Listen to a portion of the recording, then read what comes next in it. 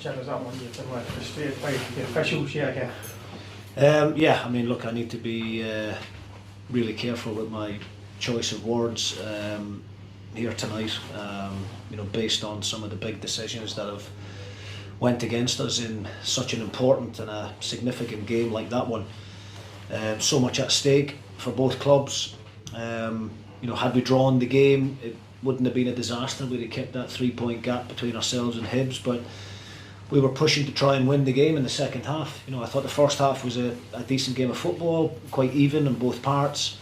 The second half, I thought we, you know, for large spells played it in Hibs' territory, and you know, were the team that was pushing for that winner. And we thought we got the second goal. You know, we thought we scored a perfectly good goal.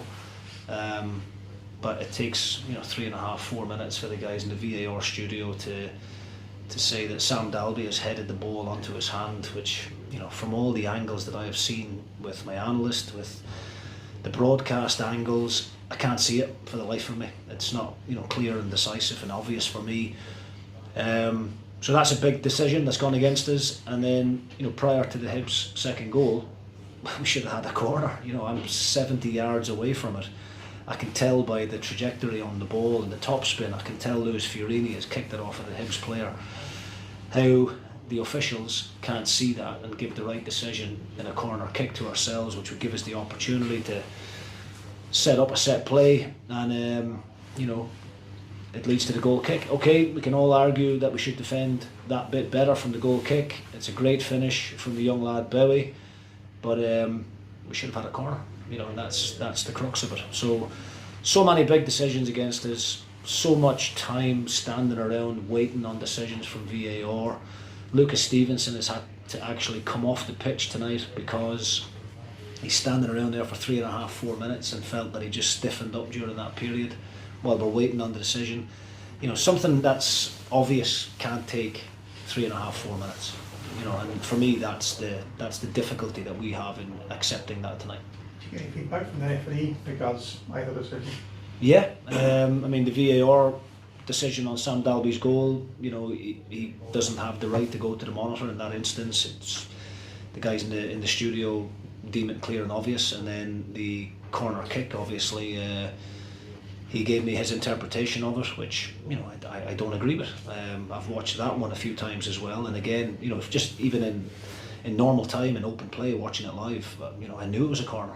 I didn't have to watch it back, but then again, watching it back on the broadcast angle, it's a clear corner, and we're a threat from set plays. You know, we're a danger from set plays. We've scored a lot of goals from corners and balls into the box this year, so that would have been a good chance for us to go and put Hibs under some pressure, and that decision, you know, completely takes that pressure away from them. Clubs are paying for VAR, but you're not exactly getting value for money, you're saying?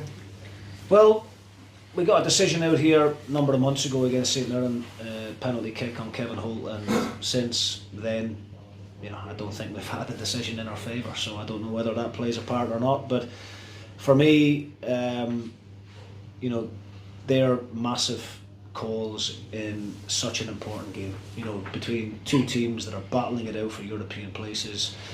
You know, if we'd have won tonight, we'd have went third in the table. You know, had we went 2-1 in front, you know, I believe we would have seen the game out. I know there would have been a lot of football still to be played and plenty of time on the clock, but we looked in so much control at that point. I felt we were comfortable, and you know, European football financially means a hell of a lot to us as a club. You know, and for those big decisions to go against us, it could be costly come the end of the season. But I cannot fault the players for their effort tonight and for the overall performance. I thought it was a really good performance against a very good Hibs team who are on an incredible run.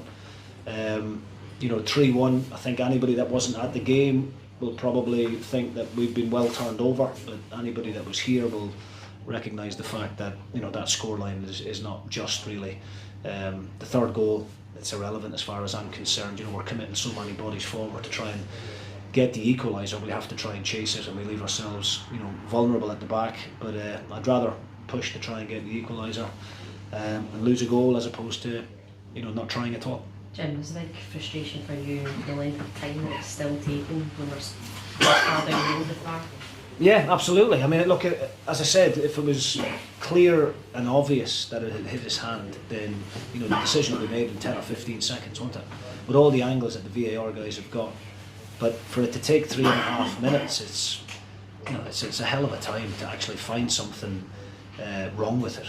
If you're not sure, then you've got to award the goal, and I cannot see for the life of me, how that goal can be disallowed. It's not a good look for the game, at all, and it's potentially cost us 3 points.